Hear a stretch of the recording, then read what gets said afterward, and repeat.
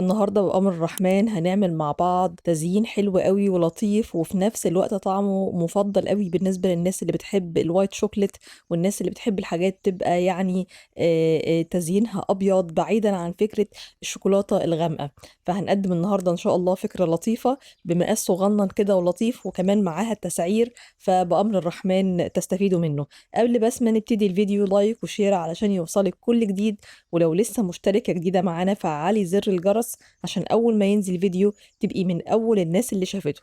يلا نقول بسم الله ونبتدي على طول مع بعض. هبتدي معاكي بكريمة الحشو والتغليف، وهعملها مرة واحدة. يعني هحط 400 جرام من المية الساقعة المتلجة، وعليهم 150 جرام من كريم شانتيه البودر، وعليهم 70 جرام من السكر البودرة المطحون. هبدأ أضربهم مرة واحدة في العجان عندي عشان خاطر اخد قوام كريمة حشو وتزيين مرة واحدة.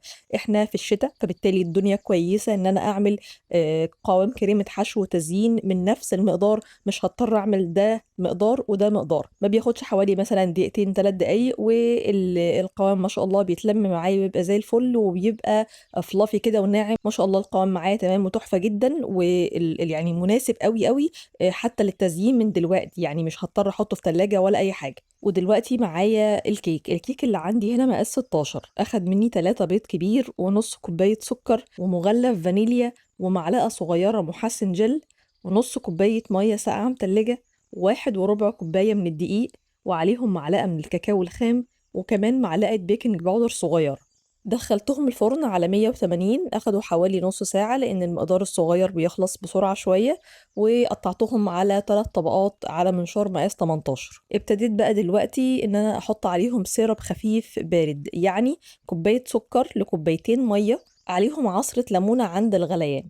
ابتديت كمان ان انا احط الكريمه اللي عندي في كيس حلواني، وان انا ابتدي احشي بيها كده. انا عايزه كمان ادلع الحشو ده شويه، فحطيت عين جمل وكاجو متكسر، بس متكسر قطع خشنه شويه، لان يعني انا ببقى عارفه العملاء بتوعي. ففي حد بيحب الحشوه يعني تبقى ناعمه قوي قوي ما يحسش باللي فيها، في حد بيحب لا المكسرات تبقى جرشه، في حد ما بياكلش شوكولاته خالص، في حد بياكل فانيليا بس. فببقى فاهمه الدماغ عامله ازاي، وبنبقى متفقة أنا والعميل على التفاصيل دي كلها على الخاص قبل ما أخد الأوردر واشتغل فيه. هنا مثلا الطبقة دي كانت مقطوعة 2، فحبيت أقولك إنها عادي جدا وبتحصل يعني. إن الكيك يتقسم منك، يقع مثلا، يتقسم انتي شلتيه غلط، فعادي جدا بيتحط عادي جدا، وبنحط عليه الكريمة، ولما بيتغلف بيسمغ كله مع بعضه، وبيبقى تمام جدا، مش بيبان لا القطع ولا أي حاجة. الكيك اللي معايا هنا أنا مقطعاه على 3 طبقات بس، مش عاملاه 4.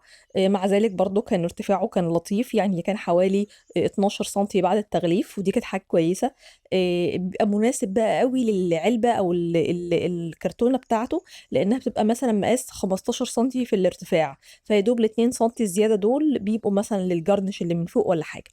أنا هنا مش هشيل الزوايد بتاعة الكيك، بس هقفل كويس المسامات علشان خاطر آخد جدار متساوي إلى حد ما، عشان لما أحط كريمة التغليف تبتدي ما تعملش معايا فراغات هواء، نتيجة ان في اماكن داخلة واماكن خارجة والكيك فيه مطبات. تمام.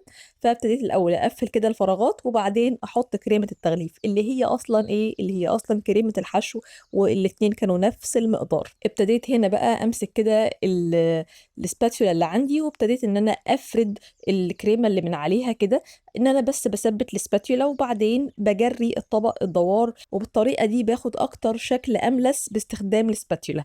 وبعدين ببدأ استخدم السكرابر. انا ما بحبش ان انا اعمل بالسباتيولا بس، لان السكرابر يعني بيدي شكل بروفيشنال اكتر.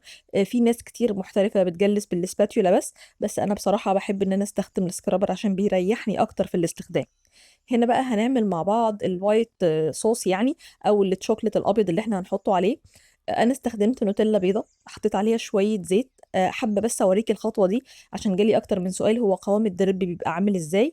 انا بزود الزيت على حسب ما انا شايفة، يعني ما بيبقاش ليه مقدار معين. انا هنا مثلا عايزة الصوص يبقى درب قوي، يعني ينزل كده على جوانب الكيك ويسيل ويفرش. انا عايزة الستايل ده يبقى كده، فهزود زيت. لو انتي عايزة الستايل مجرد دربات ماسكة بس كده، مش بتزودي زيت، يا دوب شوية زيت صغيرين، بحيث لما تمسكي المعلقة وتنزلي تلاقي الدرب مش بيختلط باللي تحته، لا متماسك شوية. تمام.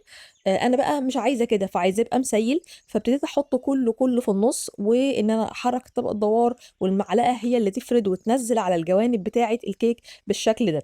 لو انا عايزه اعمل دريب متماسك هبدا الاول بان انا اعمل الدريب من على الحواف، وبعدين املي نص التورته. فاهماني ازاي؟